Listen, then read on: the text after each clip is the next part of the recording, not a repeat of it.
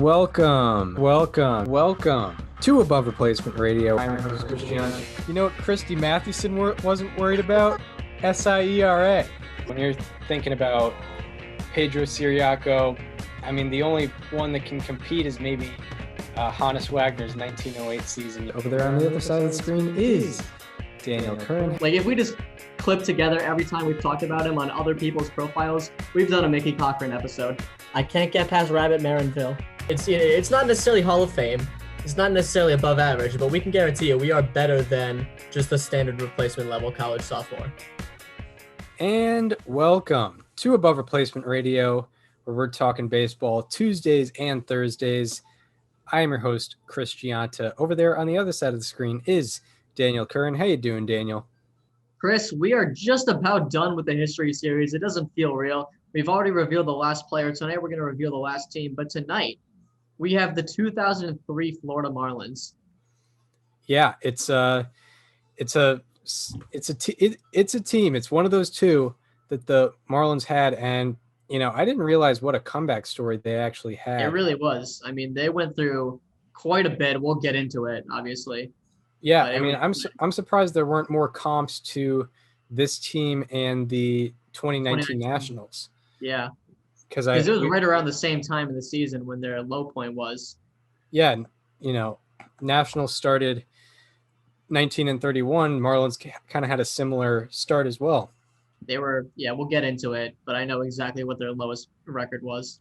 But yeah, we'll start out with the context of these 2003 Florida Marlins.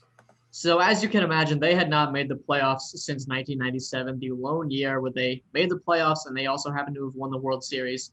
But in 2002, they finished 79 and 83, which is not bad. They were fourth in the NL East, though, so there was obviously three teams ahead of them. And on top of that, their first baseman, Kevin Millar, had left for the Red Sox before the 2003 season. And the Marlins did some work over the offseason. They traded 4 players to the Colorado Rockies to get Mike Hampton and Juan Pierre. And 2 days later, they traded Mike Hampton again to the Braves. So long live Mike Hampton's Marlins career. It lasted all of 2 days. They also signed future Hall of Famer Ivan Pudge Rodriguez, as a free agent. And despite this, they really didn't have expectations, Chris. I mean, they were just doing some housekeeping moves to throw Pierre in there, to throw Pudge in there later in his career, But this team, they were not supposed to go anywhere, especially with the Braves being in their division. They were, going to get the wild card spot at best. And they just about tread water at the start of the season. The Marlins had a very, very mediocre start to the 2003 campaign, but they kept picking themselves up when they needed it. After starting the year 2-6, they went on a 4-game win streak to get back to 500. And through the first 12 games of the 2003 season, the Marlins actually had one of the best offenses in the National League. They were second in the National League in average with a 294, fourth in on-base percentage with a 361, third in slugging with a 482, fourth in OPS with an 843, fourth in WOBA with a 361, third in weighted runs created plus with a 123, and second in F4 with 3.2. Those are all National League ranks for the team in their first 12 games of the 2003 season. And some of the biggest contributors, one of them was Pudge Rodriguez, undeniably a great player for this team so far. He slashed 324, 479, 649 for an 1128, OPS through the first 12 games. He had a 22.9% walk rate and 193 weighted runs created plus. He was excellent. And also their shortstop, Alex Gonzalez, was slashing 326, 396, 721, 1117 for a 181 weighted runs created plus. And overall, the Marlins finished 14 and 15 in the month of April, fourth in the NL East, and 4 games back in the division.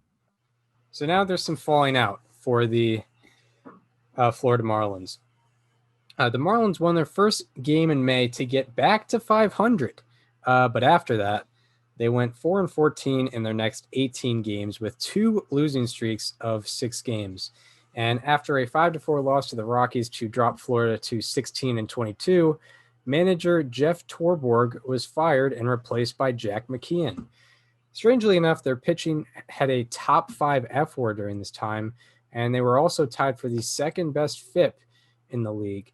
And as for offense, they were averaging 3.3 runs per game, and they were last in the National League East, 13.5 games back in that National League East with a 19-29 record. So obviously the season seemed to be over. So the Marlins are kind of in a lost year. And you know what? It's time they might as well bring up the youth, because if they're not going to be competing this year, they're in a strange direction. Pudge Rodriguez is a free agent after this year. It's time to see what the future has in store for Florida. And on June 16th, the Marlins have actually been playing a lot better. They were reaching the brink of 500, and to capitalize on this momentum, they had a 21-year-old starting pitching prospect break the mold.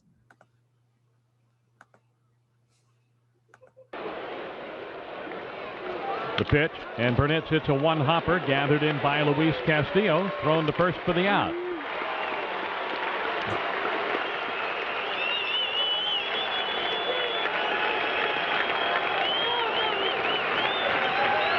Willis with a 2-2 pitch. Bell swings, misses, strike 3.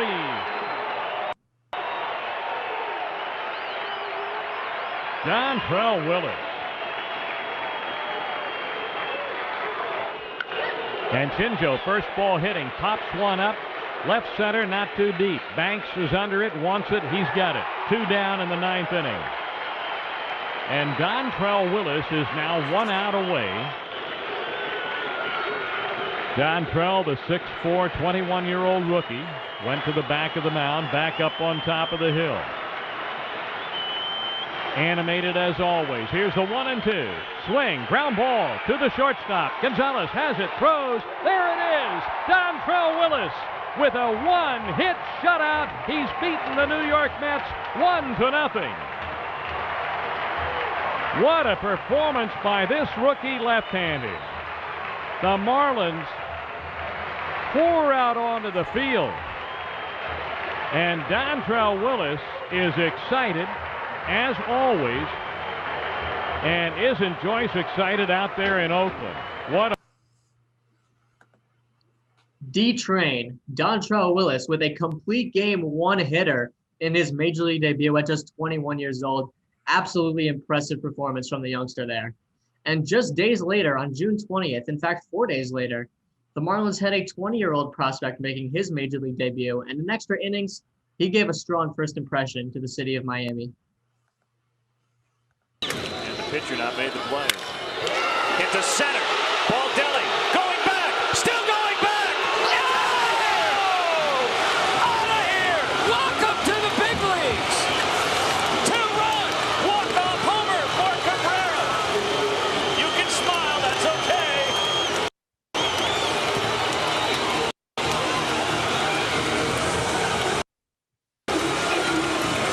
Just go to the deepest part of the park. Straightaway center field.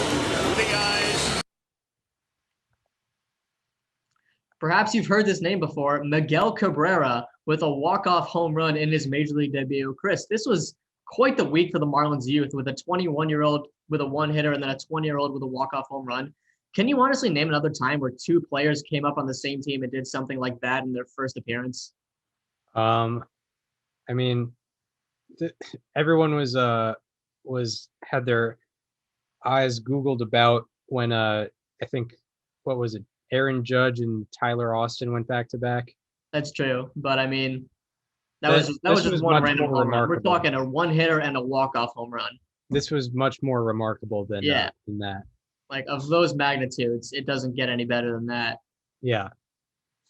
So by June 24th, the Marlins were actually 500 again. Just a month before, they were in the cellar 10 games under, and now they're back in it all of a sudden. And everyone remembers the game in 2003 where the Red Sox scored 14 runs against the Marlins in the very first inning of the game. And the next day, the Red Sox were actually winning 9-2 in the 8th inning and had a 100% win probability. But in the 8th, Pudge Rodriguez hit an RBI single, and Juan Encarnacion later hit a 3-run homer. It was 9-6 Boston. And later in the 9th, Pudge hit another RBI single, and Mike Lowell came up as the go-ahead run. 2 out, 2 on. 9-7 Boston in the 9th. Brandon Lyon to the set. Checks the runners. Here's the pitch. Swinging a fly ball to right center field deep. Way back goes Kapler to the warning track by the bullpen, and it's gone! Into the bullpen. A 3-run homer by Mike Lowell on an 0-2 pitch, and just like that, the Marlins lead it 10-9. A line drive. Kapler had no time to get back. So the Marlins make a miracle comeback. They score 8 runs in the last 2 innings of the game and stun the Red Sox. But, it isn't over yet because there's a bottom of the 9th inning. And in that bottom of the 9th, Johnny Damon came up as the game-winning run.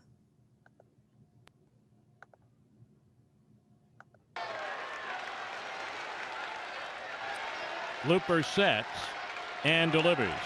Swing and a line drive, center field, breaking in. Juan Pierre, he has it. Here's the throw to second base, and this double play will end the game. There it is, as Alex Gonzalez takes the throw and steps on the bag, and the runner, Varitek, is all the way over at third.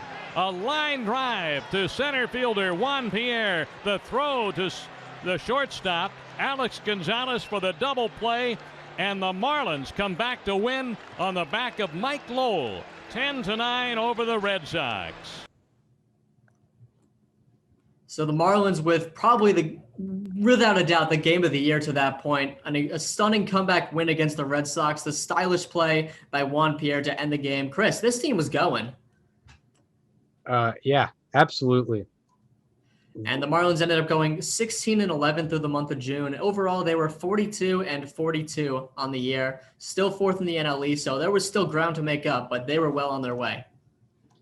So clearly, the Marlins had some momentum going into the All-Star break, and they opened the month of July with a 20-1 rout of the Atlanta Braves, kind of a reverse of what we saw this past year. This was the only game in Florida Marlins history with 20 runs scored in a game. How about that? And the pitcher for the Braves in that game, was Mike Hampton, who they had traded, who was a member for the Marlins for 2 days, whom they had traded. Can I just throw out a take right now? Yeah. I think that game, on an individual basis, proves that trade to have been the best in Florida Marlins history. Yeah, probably. Like the trade, bring in Hampton and Pierre. You get Pierre, who obviously spent a lot of years with the organization, played his heart out, and then Hampton gives you the 20-run game.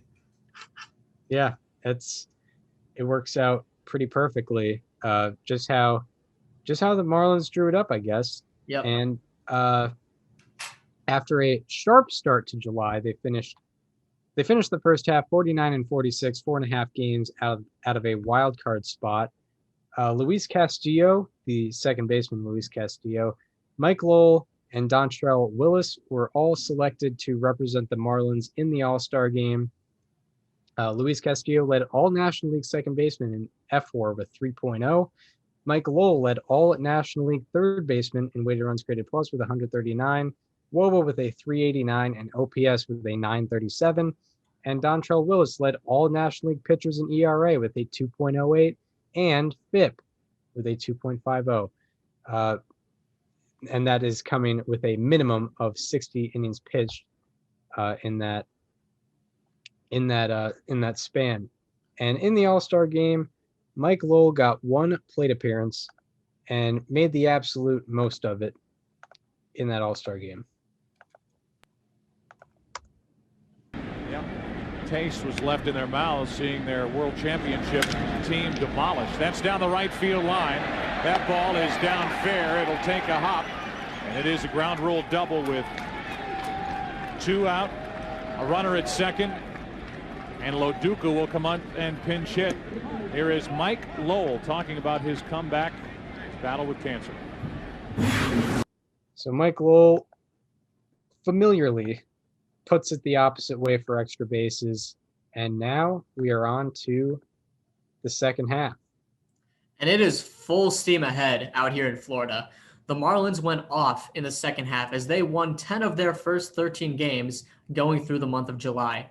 And overall, they finished that month of July with a 17-7 record. All of a sudden, they were 10 games up above 500 Just 2 months ago, they were 10 games below. They have completely flipped the script. They were just a game and a half out of the wild card spot after sweeping the second-place Phillies, obviously in their division. And on July 27th, the Marlins and Phillies had been tied 6-6 since the fourth inning. After Miguel Cabrera hit a one-out double in the ninth, Juan Pierre was looking to win it. Here's the pitch. Swing and a looping flare out into left field. That's going to drop for a hit. Cabrera around third, coming to the plate, the slide, he's in there, and the Marlins win it. In the bottom of the ninth inning, Juan Pierre delivers, and the Marlins win it 7-6, and they pull off the sweep of the Phils, and they're out there on the field mobbing Juan Pierre. So Juan Pierre with a huge walk-off against the Phillies to put them right in the wild card spot, or at least in the race for it where they need to be. The Marlins starting pitching was their backbone through the month of July. They had a 2.97 ERA, a 3.36 FIP, and a 0.58 home runs per nine. That stat led the majors, and it wasn't even really close. And so let's talk about three of their pitchers that were dominant during the month. Dontrelle Willis, of course we know about him. He was 2-1 during the month with a 2.94 ERA and an 8.29 Ks per nine. Also, Brad Penny was big for the month. He put up a 3-2 record, 2.83 ERA, and 1.54 walks per nine. He was pounding the zone every time he was out there.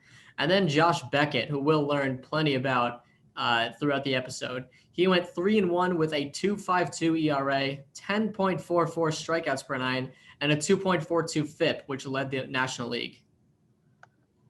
So now the Marlins are on a push for the playoffs. And the Marlins had an okay August, going 14-14, but the Phillies went 13-16 during that month. So they were tied for the National League wildcard spot going into September. And for the occasion, the Marlins made a trade with the Orioles. To bring Jeff Conine back to Florida. That is Mr. Marlin coming back. Pretty much. After winning their first two series of the month against the Pirates and the Expos, the Marlins swept a 3-game set in the Big Apple against the Mets. The Marlins were a game up on the Phillies with 16 games to play. And on September 12th, the Marlins were down 4-2 to the division-leading Braves. And after the Marlins tied it in the 8th, Alex Gonzalez got hit by a pitch to begin the 9th. After he got to second on a bunt, Juan Pierre was up to the plate looking to capitalize.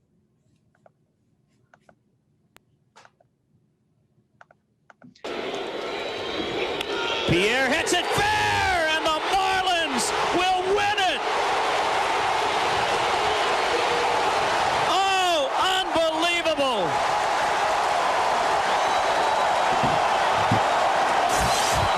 If he hits it to left, if he hits it to center, Alex probably doesn't score. So the Marlins magic continues as Juan Pierre walks it off. And after this game, the Phillies began to really slide. Philadelphia lost 10 of their last 16 games, which left the door wide open for the Florida Marlins to take advantage of that wild card spot. Urbina sets, delivers. Cedeno swings, fly ball, center field. Juan Pierre back. He is under it. He has it. And there it is. The Marlins pour out onto the field. And on this night of nights, September 26th on a Friday night, the Marlins have clinched the 2003 National League wild card. They have beaten the New York Mets 4-3. Pandemonium on the field. So there you go. The Florida Marlins are making it back to the playoffs for the second time in franchise history. The Marlins ended up finishing that season with the record of 91-71. So before we get into the playoffs, we're going to take a look at what I call the fish out of water, the notable performers on this Marlins team. And whoever had the National League MVP vote coming from Florida kind of probably went a little crazy, because the Marlins had 7 different players get MVP votes. But you know what? You could make a very fine case that all 7 of them deserved it. We're going to start with Juan Pierre, who slashed 305, 361, 373 for a 734 OPS during the year. He led the league in games played with 162. That is one of 5 consecutive seasons where he played in all 162 games.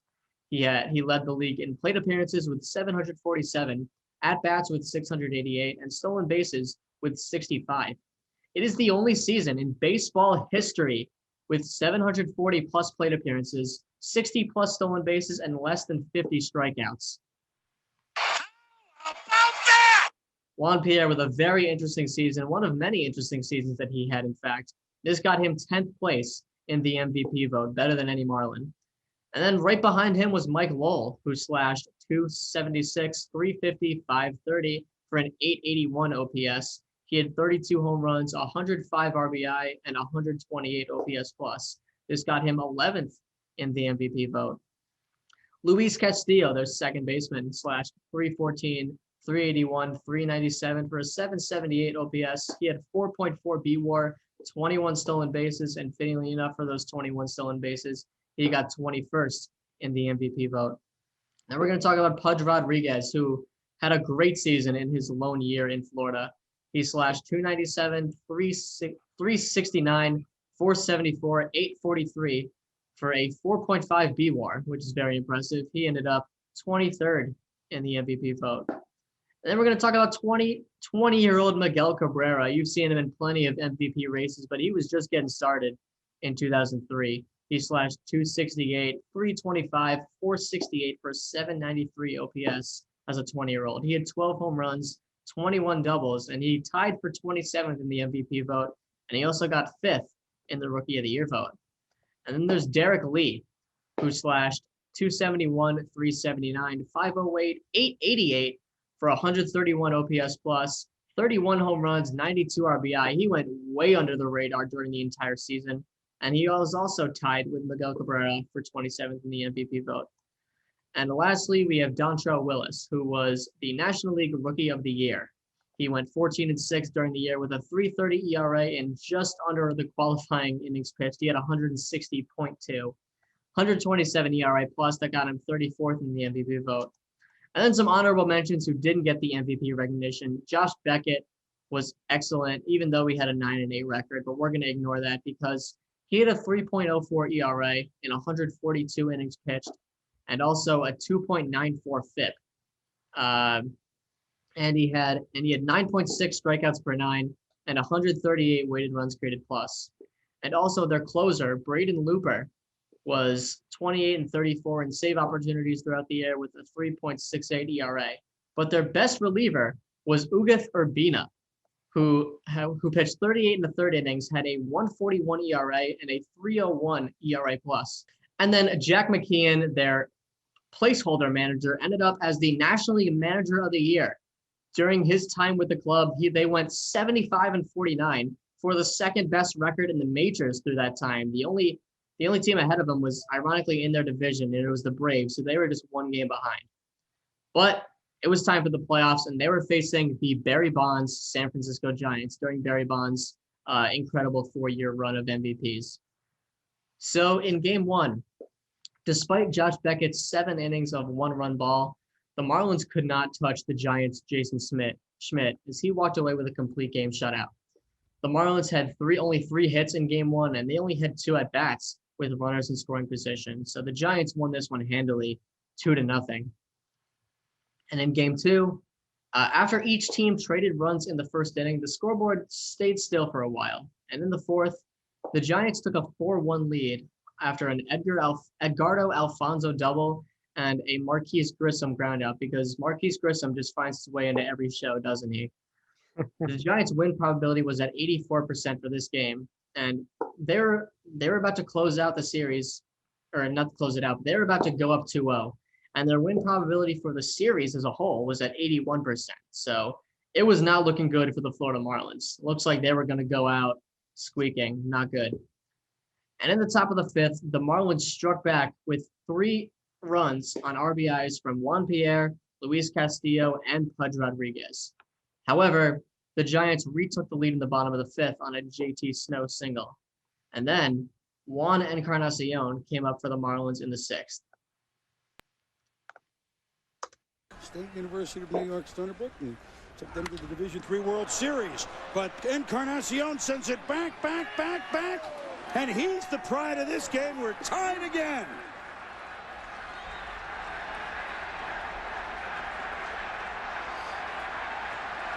I can't tell you how impressive this guy's been. We've been fortunate when we've seen him coming down the stretch the last 3 weeks of the season, and he makes the big play with the glove. Nothing like a good Chris Berman home run call. Juan Encarnacion ties up the game for the Marlins, and after Jeff Conine, Alex Gonzalez, and Lenny Harris all singled, in the same inning, mind you, the bases were loaded with 1 out for Juan Pierre. 3 and it scored twice. Oh, he hits this down the line. Cruz got a long way to go. He stumbles. And it bounces up again. Up Florida Marlins are rolling here towards the plate. Cruz looked like he might have had a shot. He stumbled in the corner. And 2 runs have scored, and Florida has a 7-5 lead. So Juan Pierre with a huge 1 out hit, bringing in 3 runs, putting up the Marlins up, and they would go on to win game 2, 9-6. Series was all tied up heading down to Florida. And now in game 3, after Luis Castillo doubled with 1 out in the 1st, Pudge Rodriguez looked to build on that momentum.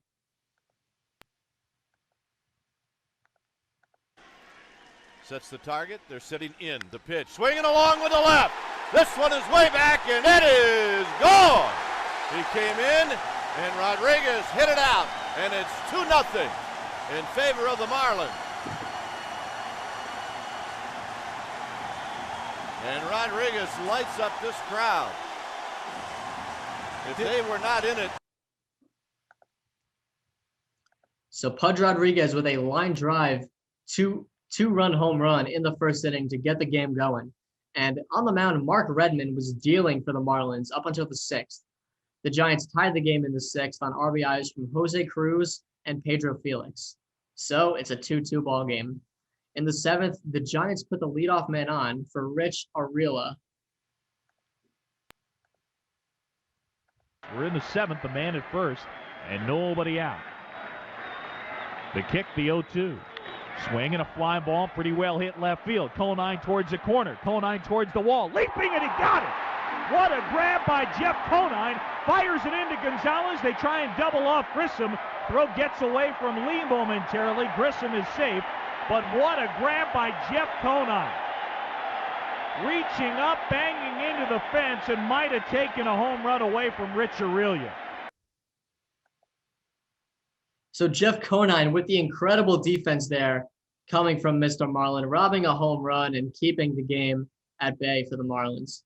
Later in the inning, the Giants had runners on 1st and 2nd with 1 out, so trouble was still looming. He got away with it in game 2. He didn't get away with it in game 1. There goes Grissom. Oh, they gambled against Pudge, and he just shot him right down.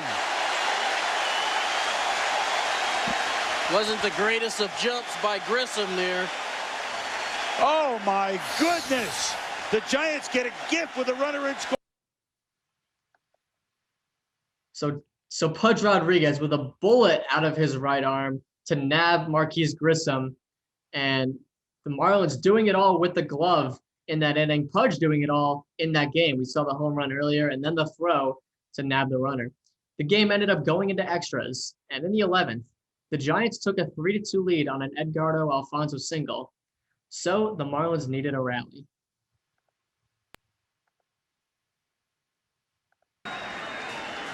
One for 3 and a walk. Stole a home run from Rich Arriola. And now, what did we say when Tim Worrell came in? Rick Sutcliffe, you said so. Well, ball hit to right. Cruz by the line. He dropped it. He dropped it. He dropped the ball.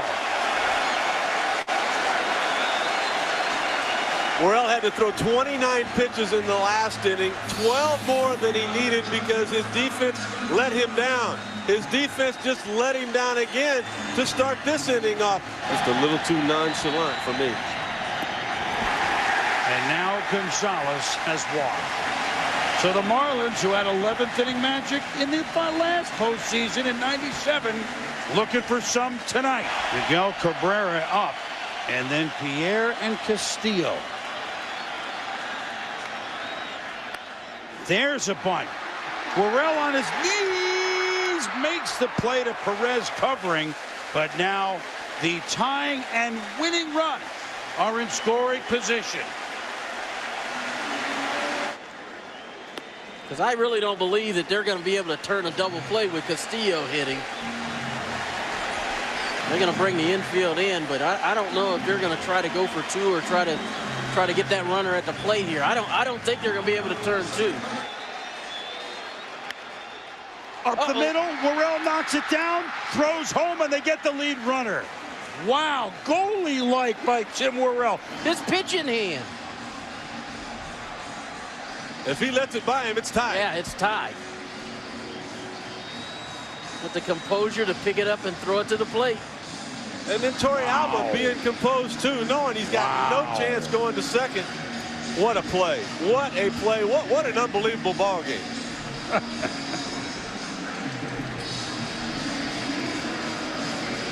Here's Pudge Rodriguez, whose two-run homer in the first put the Marlins in the lead.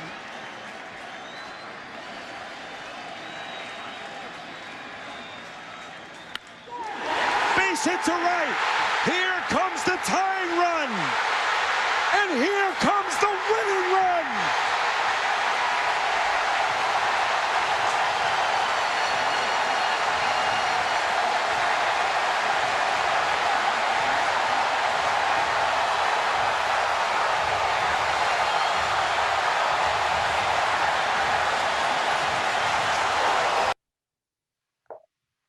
Down to their final strike in the 11th inning with the bases loaded. Pudge Rodriguez with all 4 RBIs, the game-winning hit. What a game for Pudge. What a game for the Florida Marlins to go up 2-1 in that series. Yeah. And I mean, kind of feel bad for that pitcher. He starts off the inning on a error on an easy pop out. He barehands a ball to save the game, and then he gives up 2 unearned runs to lose the game. Exactly. Tough. Through this history series, we've always found some forgotten classic postseason games. This is probably top of the list. Like, that was an incredible game from start to end. Yeah, up there with the Astros Braves 18-inning game. That was the game where Chris Burke hit the walk-off home run. Brad Ausmus hit the game-tying home run in the ninth. Very similar eras. Yeah, 2 years apart. Yeah. Same series as well. Right. So the Marlins with a huge Game 3 win. That's really one that pushes the momentum, and they would try to prove so in Game 4. After the teams traded runs for the second, the Marlins were ready. In the third, Pudge Rodriguez came up with a runner on first. Went 7 for 15. Castillo takes off, and that's a gap shot. And he does hit the whole way out there. Up against the fence, Castillo can crawl home and into second with a double. Pudge Rodriguez, his 6th RBI of the series, and the Marlins lead it 2-1.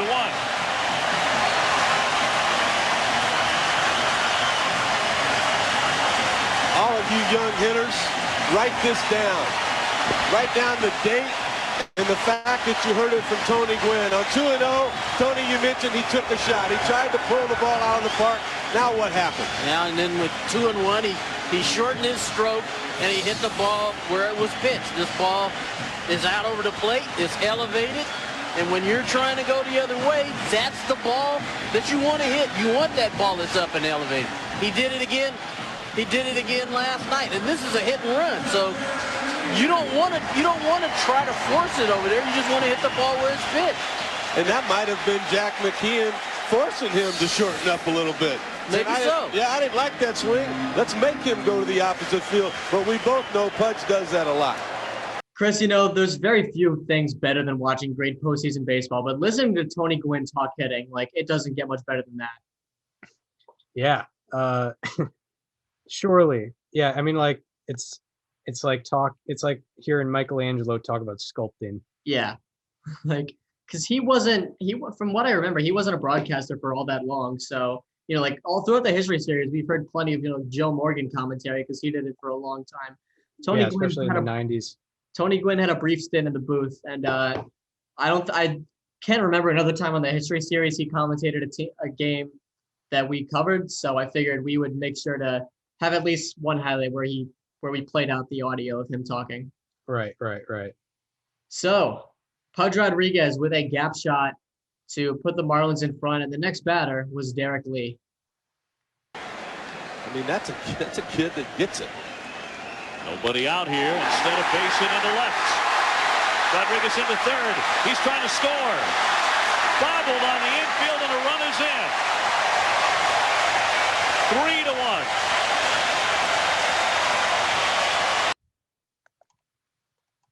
So Derek Lee with another big hit. The Marlins go up 3-1 on that one.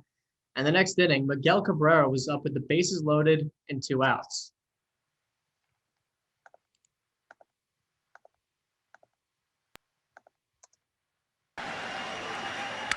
Broken bat, looped into left, a hit. Willison, here comes Pierre. Bonds throwing home. He dives, he's safe. 2-run score.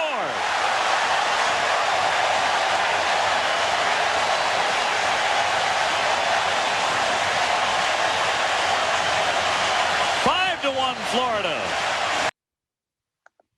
The Marlins are just getting infinite hits in this game, seemingly with runners in scoring position. They're just not stopping, and that's what this team was very well known for in that year. So it's 5-1 Florida, and in the top of the 6th, the wheels started to fall off for Dontrelle Willis. The Giants had actually tied the game on RBIs from Arriola, Bonds, Alfonso, and Snow. So now it's a 5-5 game all of a sudden. The game went into the 8th, still tied. After Pudge Rodriguez and Derek Lee had both gotten on with 2 outs to start a rally, Miguel Cabrera looked to be the hero. What he just did was throw fastballs on the outer half of the plate. Line drive to the right, base hit. Rodriguez rounding third. Cruz throwing home, it comes through. He's safe, he scores. Here comes another run. Lee trying to score. He's in, standing up. They forgot all about him. 2 runs home, 7-5 Florida.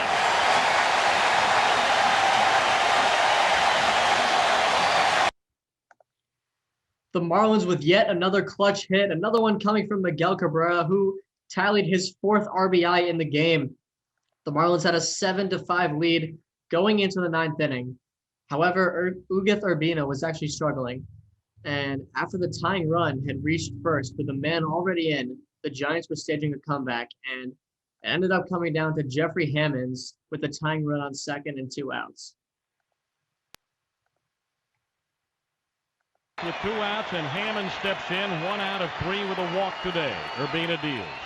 A line drive out into left field, breaking in. Conine can't get to it. Up with it, the runners wait. Here's the throw to the plate. Pudge is waiting. He tags him, gets knocked over, holds on, and the Marlins win the game. What a play to end it. A bruising collision at home plate to end this as Jeff Conine throws out J.T. Snow at home plate. And it's the Marlins who have beaten the Giants 7-6, and they're headed to the National League Championship Series.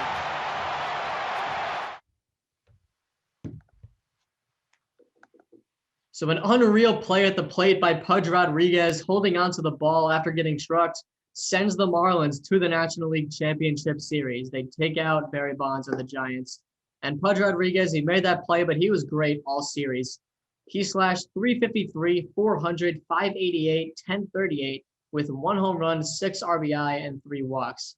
Luis Castillo also was great that series. He slashed 294, 400, 471, 871 with an RBI and 3 walks.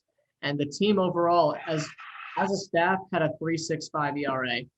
And the Marlins were off to the National League Championship Series where they were facing the Chicago Cubs. So now they're facing the Cubs. And in game 1, the game did not get off to the hottest of starts. The Cubs were up 4-0 after the first as Josh Beckett struggled. In the top of the third, Juan Pierre tripled and Luis Castillo walked. This put Pudge up with two men on, looking to capitalize.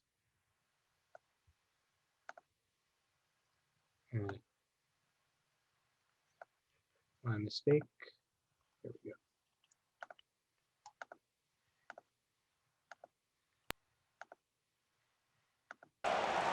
Fourth best in the National League with runners in scoring position. During the division series, he was 3 of 6. That ball hammered into deep left center field, and Ivan Rodriguez has made it a 1-run game. Rodriguez now with 9 runs batted in 4 postseason games and 2 at-bats. Unbelievable postseason so far. I think Ivan Rodriguez changed his approach at the plate after Rothschild went to go talk to Zambrano. I think they. So Pudge Rodriguez with a 3-run homer to cut the lead down to only 1. And 2 batters later, the tying run was up in the form of Miguel Cabrera.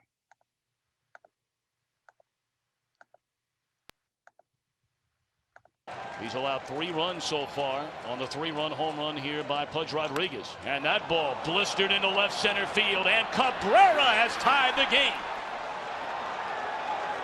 A 3-run home run by Rodriguez, a game-tying solo shot from Miguel Cabrera.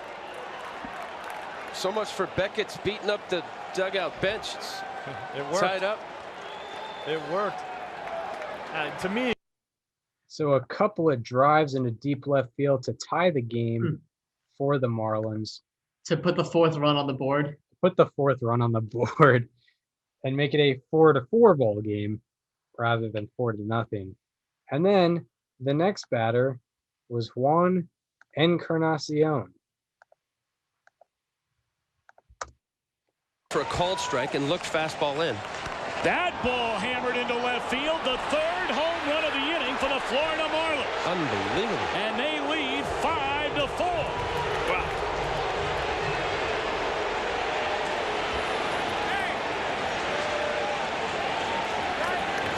Carlos Zambrano had not allowed 2 home runs in an inning. He had allowed 9 home runs all season long in 214 innings. So now the Marlins are up 5-4 in game 1 after getting off to a bad start.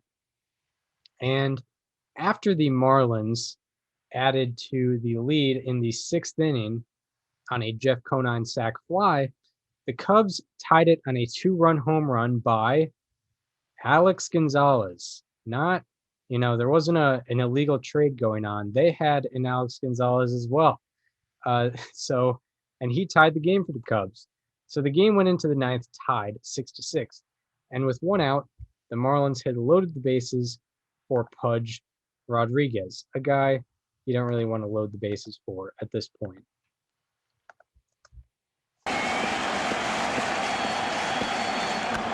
Lined into right field, a base hit by Pudge Rodriguez. 1 run scores. Here comes Pierre. He will score. And Pudge Rodriguez delivers again for the Florida Marlins. What a fabulous postseason he is having. 5 RBIs in the game tonight. 11 runs batted in 5 postseason games. So Pudge Rodriguez delivers for what seems like the infinite time and makes it an 8-6 ball game. Marlins are up 8-6, and in the bottom of the 9th, with the tying run at the plate, it was on Ugueth Urbina to close the game out.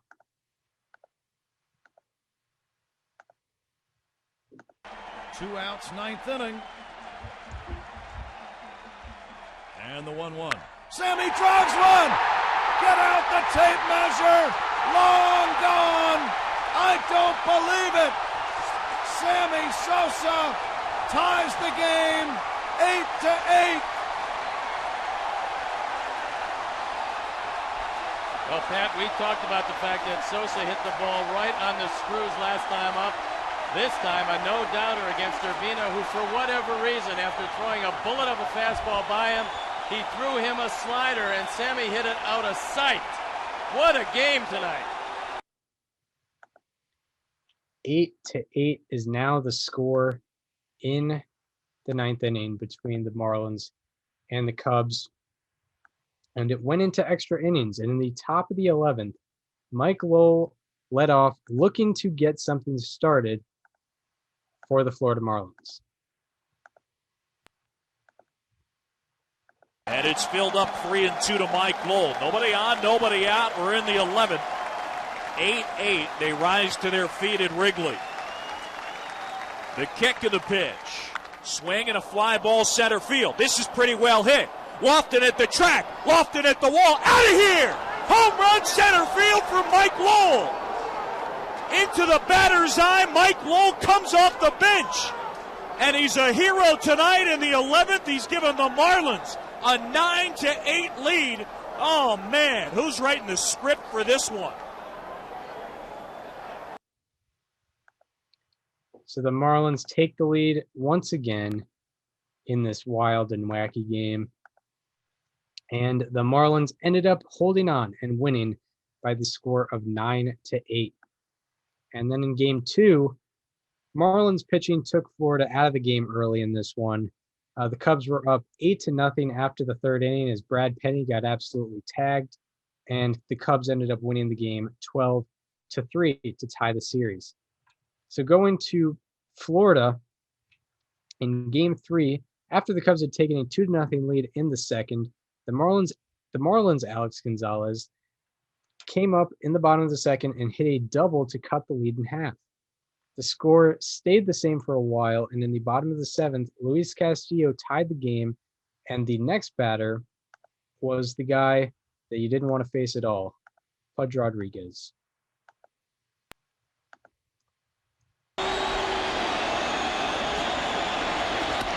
Base hit right field, and Pudge Rodriguez has delivered again.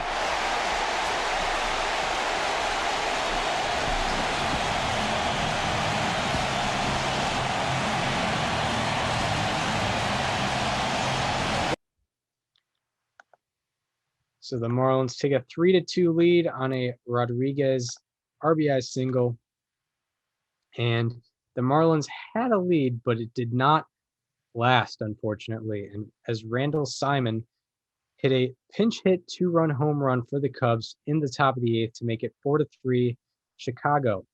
And in the bottom of the 8th, Todd Hollinsworth came up as a pinch hitter for Florida with a man on second and 2 outs.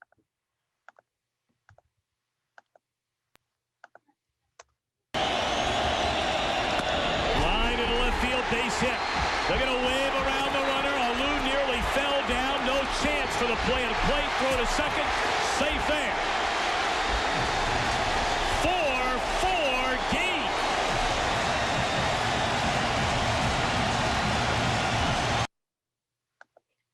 So the Marlins come up in the clutch once again, tie the game 4-4. And the game was tied once again and went to extras once again. And in the 11th, the Cubs had a runner on first with 1 out, and the batter was Doug Glanville.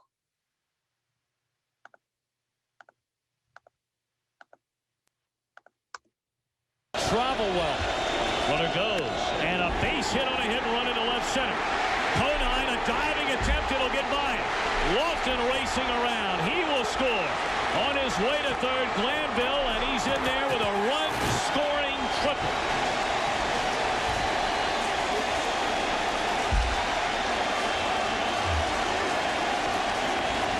Conine had to dive for that ball because he didn't. And the Cubs take the lead 5-4. And the Cubs ended up winning by that score, 5-4.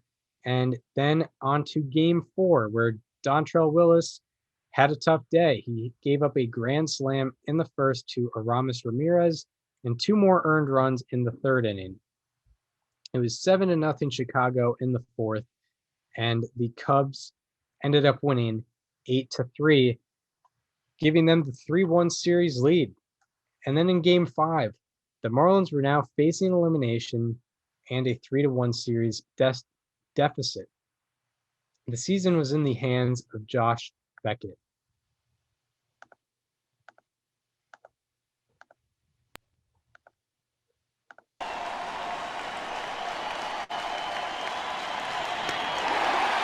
Swinging on a fastball.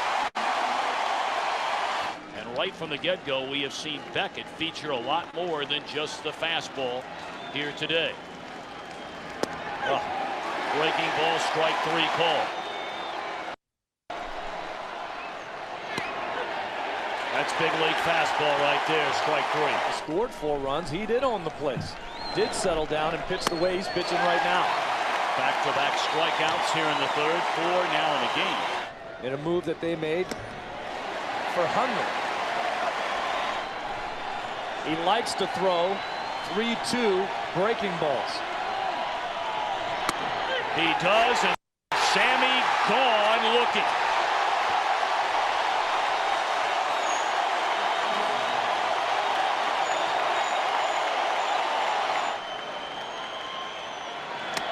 There you got him with the same pitch.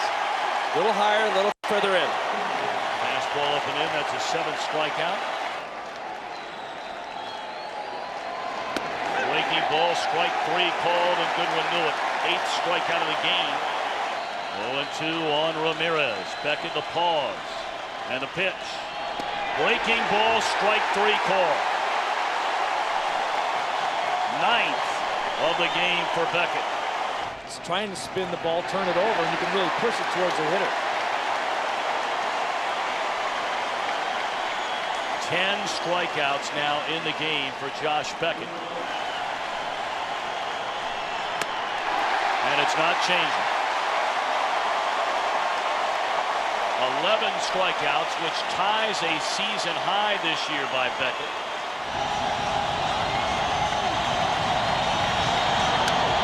Tapper to short. Cub fans have waited 58 years to get to the World Series. They will wait 48 more hours to have a chance again.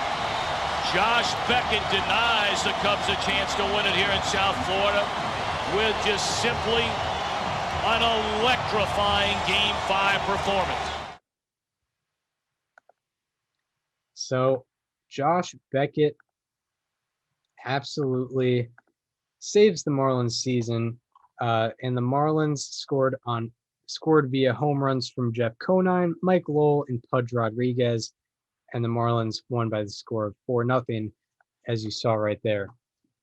And this game, now the series is headed back to Chicago, and in Game 6, the Marlins got off to a tough start. The Cubs scored a run in the first, 6th, and 7th innings, and on the flip side, the Marlins could not touch Mark Prior. It was 3-0 Cubs in the 8th, and Chicago's win probability was at 93%. And you've probably all heard the story about, the Cubs heading into that game. I think the guy singing "Take Me Out to the Ball Game" said "Root, root, root for the champions." It was a tough scene, and the Marlins needed a rally to save their season.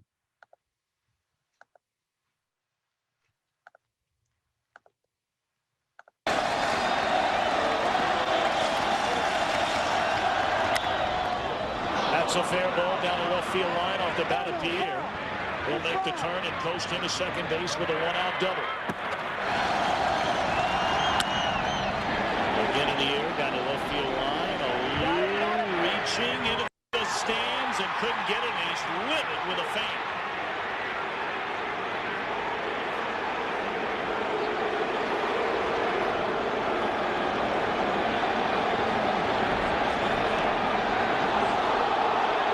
That's awfully close to fan interference right there. The umpire's all over it. The umpire right down there, Mike Everett's on the play. If Alou has to reach into the stands, it's fair game for the fans to catch the ball. If the fan reaches out over the field, then it can be ruled fan interference. That is very, very close. Why? And it's ball 4 to Castillo. The pitch gets away from Baco, and advancing on to third is Pierre. Into left field, a base hit by Rodriguez. He is delivered again. Pierre scores to make it a 3-1 ball game. The tying run is aboard, and the go-ahead run is coming to the plate. 2. Ground ball in the hole is short, and bobbled by Gonzalez, and everybody's safe. They weren't going to turn the double play. They certainly would have gotten the force out at second base. Looks like Gonzalez is trying to just make this play a little too quickly. This is an easy play. You're just going to second to get one out. Get right off the heel of his glove.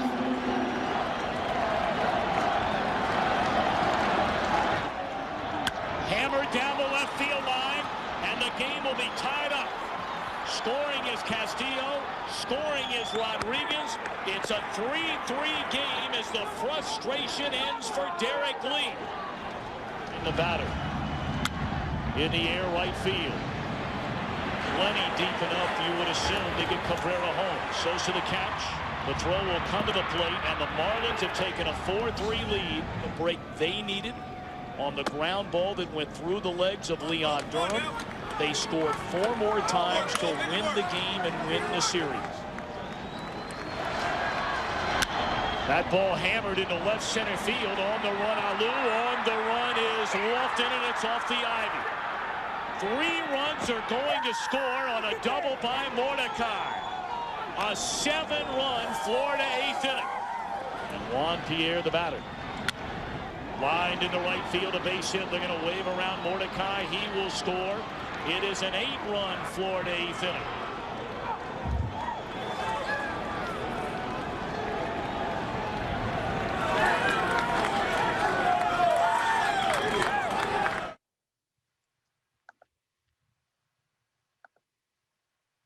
So the Marlins with a miraculous 8-run 8th inning to take an 8-3 lead and win that game handily. Couple things before we get into Game 7. Mike Mordecai was the guy who pretty much put the dagger into this game with the 3-run double into left field. That name might sound familiar, and it is, because Mike Mordecai was a member of the 1995 Atlanta Braves, one of the first teams that we covered on this history series. And one thing I pointed out during that series is that in an interview with Mordecai, after he had a game-winning hit in Game 2 of the National League Division Series, he had a quote that said something to the effect of, I don't need to be a household name. I don't care if I'm not a household name, but I want to be a champion. And I took that as a challenge to make Mike Mordecai a household name and list out some of his more impressive stats of that season. So now that he's back, I think it's only fitting that we do the 2003 Marlins edition of making a household name out of Mike Mordecai. Here is one of the more impressive stats for his season. In 22 plate appearances, when he was batting late in a close game like that one, his slash line was 444, 500, 833 with a 1333 OPS and also 2 home runs. So Mike Mordecai wasn't shying away from the big stage this season. And just one more thing. Can we just talk about how dumb it was that Steve Bartman had to put up with all of that for 13 years? Yeah, I mean, what's the likelihood? Let's imagine that play happens in 2020 and there's no one in the stands. Like, what's even the likelihood that Moises Alou makes that play anyway? Not only that, but like, it's only a big deal because he made such a big deal out of it, which I guess I can't really say I blame him. Like, sure, you're upset that you couldn't make a play that you could have made, but point is, if Steve Bartman wasn't there, someone else was going to interfere. Like, there were 6 other people around trying to catch that ball. Yeah, he just happened to be closest to it. There were like 6 other hands. Yeah, and he had to deal with absolute hell for 13 years. Like, he couldn't show his face in public. He had to, like, quit his job and leave the area. Like, it was bad. Yeah, it was. And, Alex Gonzalez could have made that play too. Yeah, and yeah, they could have allowed less than 8 hits in that inning. Yeah, exactly. But carry on. The Marlins ended up winning that game 8-3. So now on to Game 7, the best 2 words in sports. So Juan Pierre is the best 2 words in sports, not Game 7. But Juan Pierre led off Game 7 with a triple. And Pudge Rodriguez also walked with 1 out. And this brought up Miguel Cabrera with 1 out and 2 on.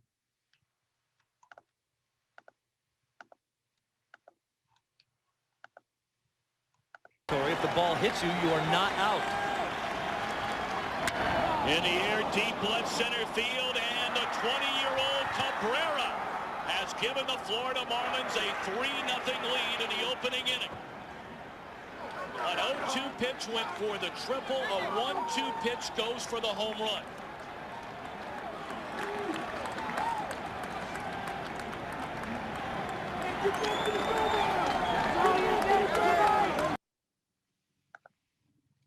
So with this 3-run home run, it was quickly 3-0 Florida.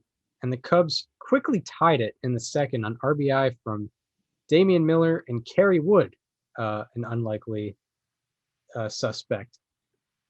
And it was a brand new ball game. The Cubs took the lead in the bottom of the third on a Moises Alou home run, making it 5-3 Chicago. And in the top of the fifth, after 2 of the first 3 Marlin batters reached via walk, Pudge Rodriguez had an opportunity with runners in scoring position.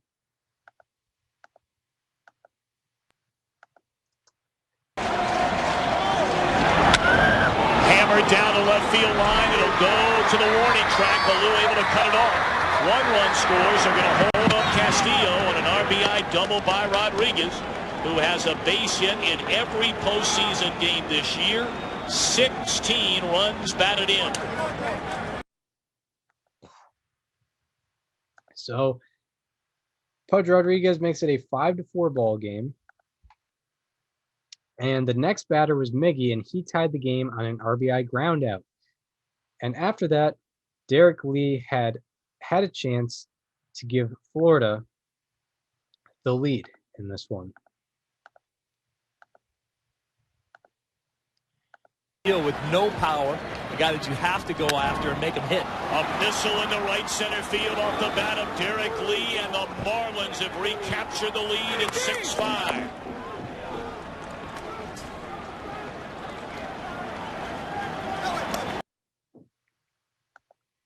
So Derek Lee takes the lead to make it 6-5 Marlins.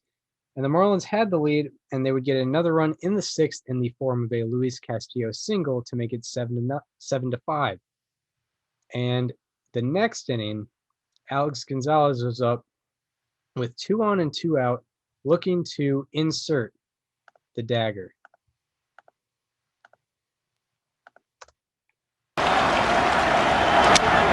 Broken bat flare in the short left center field. Lofton coming, dives, does not get it. Conine scores. They're going to wave around the next runner. It is Conine behind roll, throw down to third, and Gonzalez is out. He slid by the bat. 2-run score, and the Marlins open a 9-5 lead. So as you heard it, a 9-5 lead for the Florida Marlins. And after Josh Beckett pitched 4 smooth relief innings, it was on Ugueth Urbina to close it out for the Marlins. The stars were aligned for the Cubs to erase that 58 with a 3-1 lead. But Beckett and the Marlins shut out the Cubs in Game 5. They scored 8 runs in an improbable 8th inning last night to beat Mark Prior.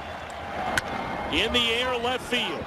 And the Florida Marlins have come back from 3 games to 1 down to win the National League pennant. The Florida Marlins, for the second time, are going to the World Series. What an amazing story.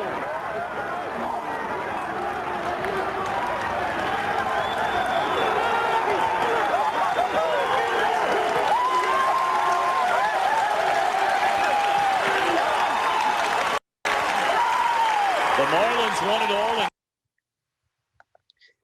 So the Marlins win the pennant. They are headed to the World Series through many comebacks, many lead changes. They get it done.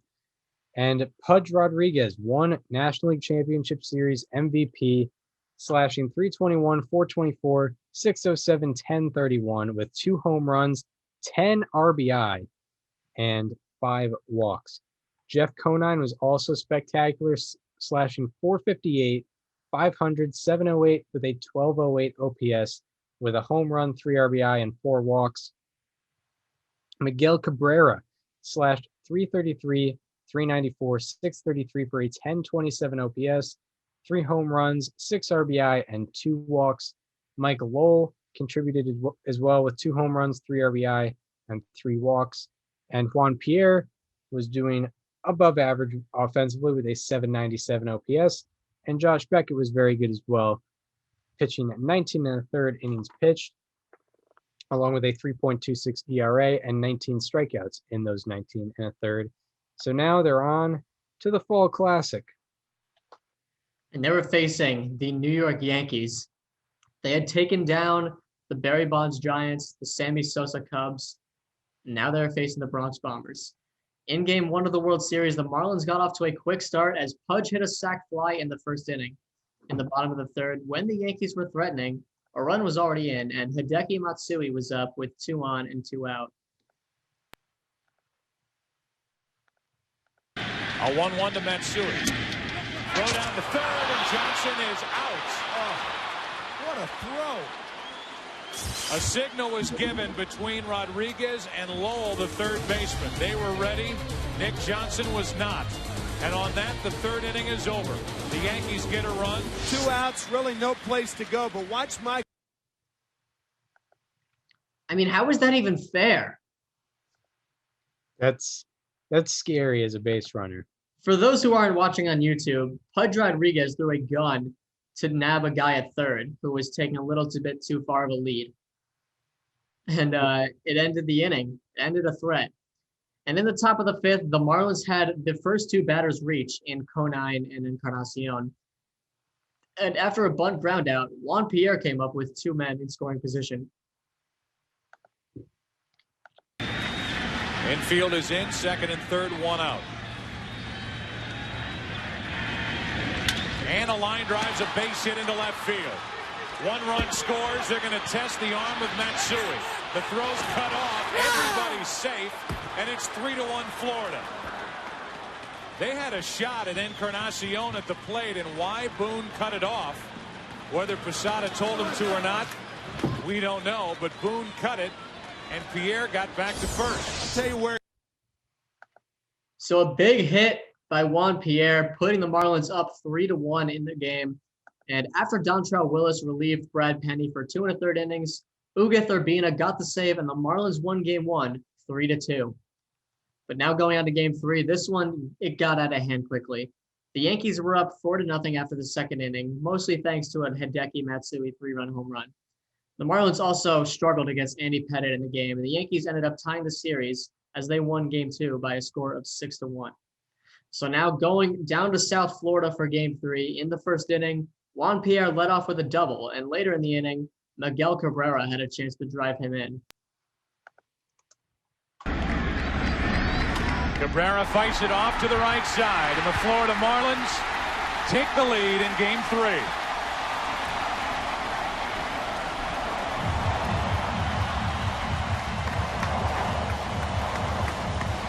You can see Soriano with 2 outs. So Miguel Cabrera with a World Series RBI is just a 20-year-old. And Josh Beckett also had a strong start in Game 3, but he walked in the tying run in the third. And simultaneously, no one was able to hit Mike Mussina. The game went into the 8th with a 1-1 tie, where Beckett departed after giving up a double to Derek Jeter. And Dontrelle Willis later gave up the go-ahead single that put the Yankees up 2-1. In the 9th inning, Aaron Boone led off with a home run, but the Yankees weren't done. After Alfonso Soriano and Derek Jeter both reached base, Bernie Williams was up with 2 men on.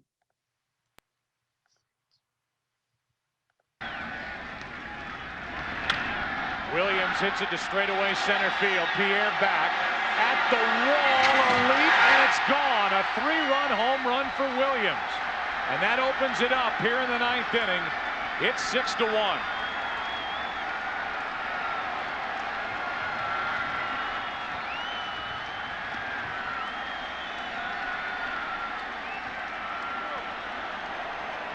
th career postseason home run for Bernie Williams. So Bernie Williams puts the game out of reach, and the Yankees win their 2nd straight game by the score of 6-1, ironically enough. More importantly, they were up 2-1 in the series, so the Marlins needed to win Game 4, or else they were going to be facing a second 3-1 deficit. So in Game 4, the Marlins offense, they only had 2 runs in as many games previously, and they needed a pick-me-up. So after Pudge hit a 2-out single, Miguel Cabrera had a chance to salvage something against the Rocket. So for Roger Clemens, au revoir. Going for 20 at 41. If he wins this game, it will be his 20th win of the season. And that's at, we were alluding to Sandy Koufax, not since Koufax. Now another one up and in to Cabrera. Cabrera giving him a stare. Roger Clemens, 21 years older than the right-hander. 1 on, 2 out. 1 ball, no strikes. The 20-year-old waits. 1 ball, 1 strike. And a late swing, strike 2. Now he sits and watches as Clemens misses with ball 2. And a 2-2 to Cabrera.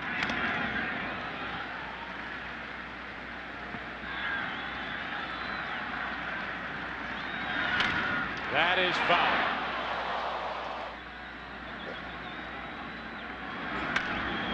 Into right field. Back is Garcia at the wall. Home run, Cabrera. 2-0 Florida.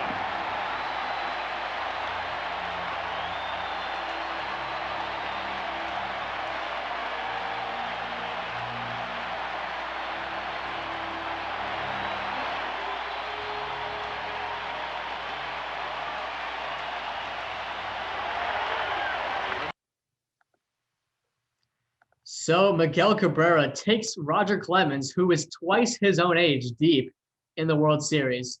And the Marlins kept going after this home run. And Derek Lee stepped up with a chance to drive in yet another run.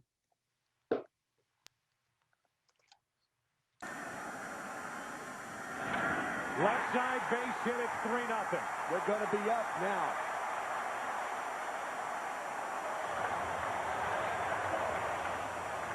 Five straight 2-out hits.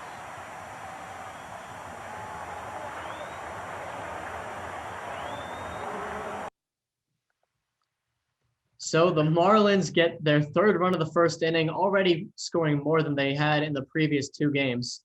And they were well on their way to a good game in Game 4. And Carl Pavano also dealt in this game. He went 8 innings pitched, allowing just 1 earned run. And in the 9th, the Yankees had the tying run at first and were down to their final out.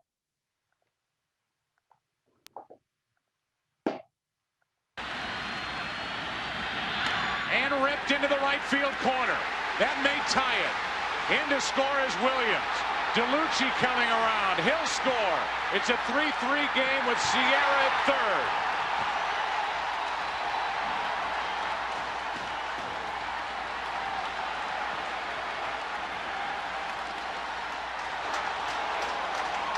Acquired in June from Texas.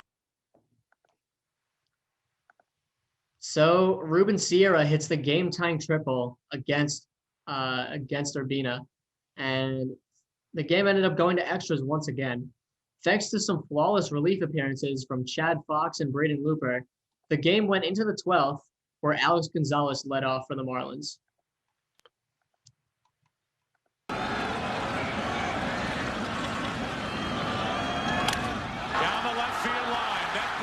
Trouble. It is gone. And the Marlins have won Game 4. 4-3 final as Gonzalez goes deep. His first home run of the postseason.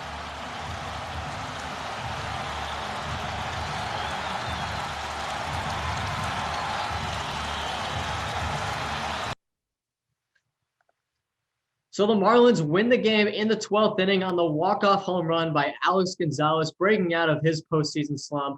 The Marlins tie up the series at 2, and they bring all the momentum into the final game in Florida that year.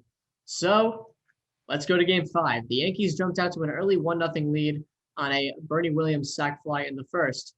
And in the second, the Marlins induced back-to-back 2-out walks for last night's hero, Alex Gonzalez. No balls, 1 strike, 2 on, 2 out. And that's into right center field. New bat and all. It's going to plug the gap. And it's going to tie the game. A ground rule double. Lee will go back to third. It's 1-1 here in the second. What a break for the New York Yankees. So Alex Gonzalez ties up the game, but the Marlins did have a tough break as the ball hopped over the wall, preventing a second run from scoring. And even more unfortunate, the next batter was the pitcher, Brad Penny.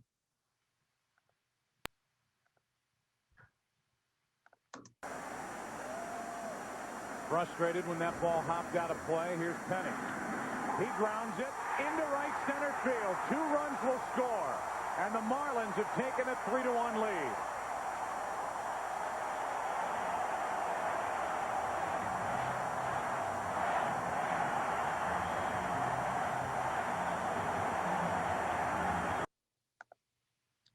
So Brad Penny gets in on the 2-out clutch action. They can get a 3-1 Florida lead. And later in the fourth, Juan Pierre came up looking to add some insurance.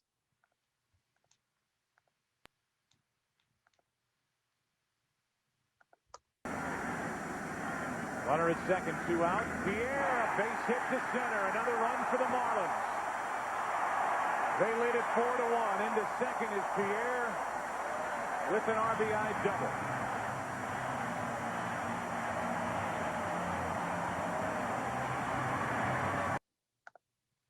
So the Marlins were up big in Game 5 with a 4-1 lead, and they would add another 2 runs on a Mike Lowell single in the 5th.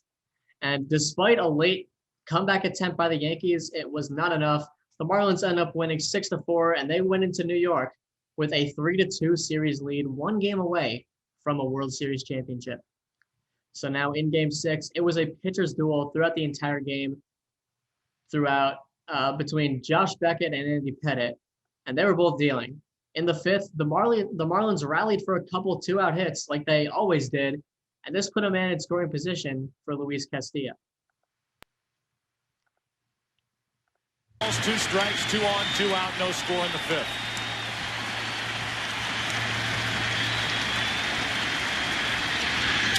Line drives, a base hit into right. The throw home by Garcia to the plate. Safe. Touching the plate and putting the Marlins on top is Gonzalez. 1-0 Florida here in the 5th inning. What a terrific slide by Gonzalez to the outside edge of the plate.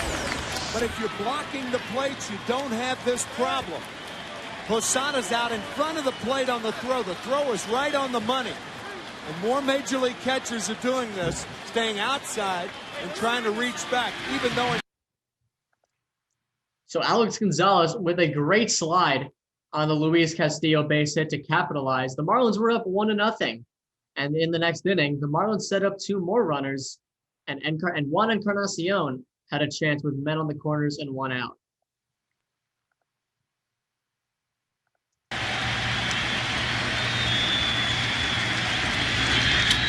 And a little flare into right center field. Garcia will make the grab. Tagging is Conine. Coming to the plate, it's 2-0 Florida. So Juan Encarnacion puts the Marlins up 2-0 on the sac fly. You notice it's 2-0 after 6, because meanwhile on the mound, it was all Josh Beckett. How about Josh Beckett? It's hard to believe that he was the losing pitcher in Game 3 because he was bested by Mike Mussina. He has never worked on 3 days rest as a starter. Beckett with hits as a breaking ball has him frozen, knees buckling, 1 out. Matsui could put the Yankees out in front. Into right field, shattered bat, and Encarnacion ends the inning. On the inside corner, 94 miles per hour, 1 out. There's the 95-mile-an-hour fastball. Ground ball to second. Castillo out, double play, and out of the inning is Josh Beckett. The 1-2 pitch. Posada strikes out, and that's strikeout number 4 for Josh Beckett. Beckett blows a 97-mile-per-hour fastball past his bat. And, of course, Beckett in for strike 3, strikeout number 6 for Beckett. Making these Yankee hitters look bad as he goes through the lineup time after time. Got him. 2 out. Inning over. Another strikeout for Josh Beckett. Ground ball. Castillo. It comes up for him. 4-6-3 double play. Trying to win it all again. Posada, slow roller right side. Beckett picks it up, tags Posada, and the Florida Marlins are world champions. The Marlins have stunned the Yankees, shocked New York, and this improbable team, improbable ride, they end up on top, winning in 6 games over the Yankees.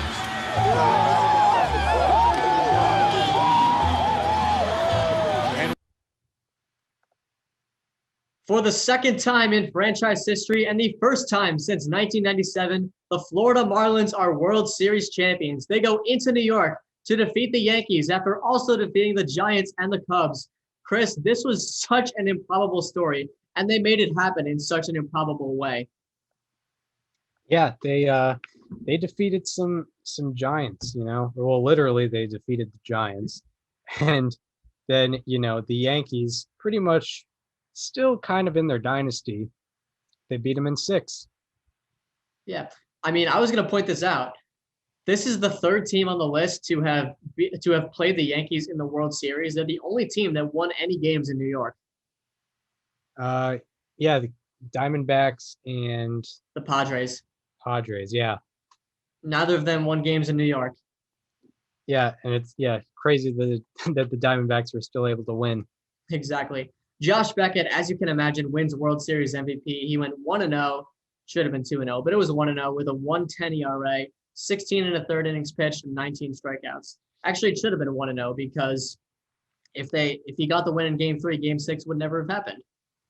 Yeah, that's true. Carl Pavano did a great job. He pitched 9 innings, gave up 1 earned run, and only had 1 walk.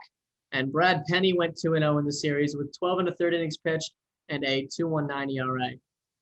The best bat for the Marlins was Juan Pierre, who slashed .333, .481, .429, and .910 with 3 RBIs, 5 walks, and 2 strikeouts, which was it's funny because if you look at this series on paper, it looks like the Yankees should have won it. Like the Marlins had like a low 5s OPS during the series. The Yankees had like a mid 7s, and the Yankees also had a better team ERA. The Marlins were just so unbelievably clutch. They got hits at the most convenient times every single time. They strung together a bunch of 2-out hits at random times. They did everything they needed to when they needed to. That's kind of the legacy of this team. Yeah, and it's kind of what they had to be. You know, they weren't as, you know, they clearly weren't as, you know, talented on paper as the Yankees were. And, you know, that's what makes these small market teams able to win World Series. You know, we look at like the 2015 Royals, you know, they did have a good system that produced good players, but they still needed to be clutch when they needed to be clutch. You know, same with like the 2001 Diamondbacks. And, you know, it's shown here with the 03 Marlins team that came out of pretty much nowhere. And they, you know, they didn't necessarily outperform the Yankees in that World Series, but they were able to win. Yeah. So getting more into the legacy, this team came from literally nowhere. Like nobody had the Marlins on their radar before the 2003 season. I couldn't find any like actual websites talking about, you know, 2003 MLB predictions because it was so long ago. But I found some like random online forums from like March of 2003 talking about like who do you think is going to be in the World Series. nobody mentioned a word about the Florida Marlins, not even making the playoffs, not going to the World Series, not winning the World Series. They did all of that. Yeah, I would like to take a look at some of those forums. Yeah. And they went through so much adversity during the season, including literally a manager switch. Like, they fired a manager and won a World Series in the same season. Yeah, this is the first time we've covered a team like that, right? I would assume so. Yeah, Yeah. I would think so. And like, they just did everything in the most exciting way, like I mentioned. I mean, like, not only did they have all the clutch hits, the clutch moments, but like, Pudge holding onto that ball and going crazy after the final out of the NLDS. Like, that is electric stuff. Just the celebrations after every big hit, of which there were many. The comeback against the Cubs, the walk-off home run against the Yankees, Josh Beckett coming through every single time when they needed him. It was such an incredible team to watch do their thing every single night without fail. Yeah, super, super exciting. Like, that's what the clutch teams are. You never really felt like they were out of it. Exactly. So does that close the book on the 2003 Florida Marlins? It really does. Well, I don't really have to introduce what's happening here. Tell us, what team are we going to be talking about? It is crazy. We have gone through 29 teams. We are down to just the last one. I don't need to sugarcoat, because if you know the franchise that's left, I think it's pretty obvious to tell which team is left, which team it is from their franchise. I always kind of envied this team because they kept Barry Bonds away from a World Series title, but so did the 03 Marlins. And next week, we're going to be talking about another team that had a rough start to their season, the World Series champion, 2002 Anaheim Angels. Yeah, this team had Darren Erstad, they had David Eckstein, they had the rookie season of John Lackey. Yeah, they had Tim Salmon, Troy Gloss, Troy Percival. Yeah, big time closer over there. Who else? I can't really think of anyone else off the top of my head. My mind always blanked when thinking of names for those. Yeah, that's it. We have gone through, we have exposed every player and team that was on our lists when we made them back in around this time last year. Yeah, back in mid-April, like beginning of April-ish. Like, I cannot believe it. I really cannot. Yeah, it's wild that it's been a whole year. And we're almost done. We are literally 29 down, 1 to go. We have gotten 2 outs in the 10th, and we're 1 out away from winning. That's correct. Yeah. That's true. And I guess the player is, I guess it'll be a fly out or a ground out. I'll get a strike on the guy with Walter Johnson, and then they'll swing at a bad 0-1 pitch. Again, when they go to the Angels episode. But yeah,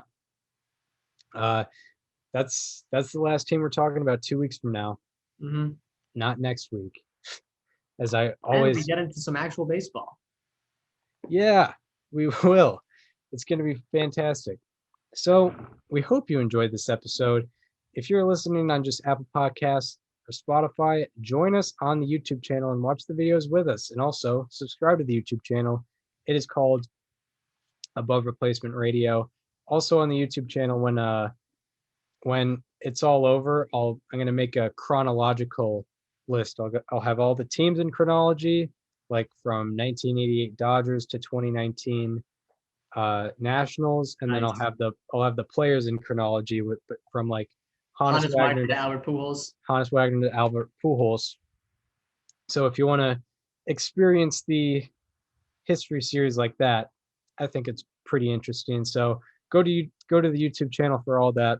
Also, if you want to follow us on social media, follow me on Twitter at Chris_Gianta. Follow Daniel on both Twitter and Instagram at Daniel_Curran. And follow the show Instagram at Above Replacement Radio to get all the show updates. And we hope you enjoyed our 2003 Marlins episode. And we hope to see you next Tuesday, where we're going to be talking about, we're going to be previewing the National League East.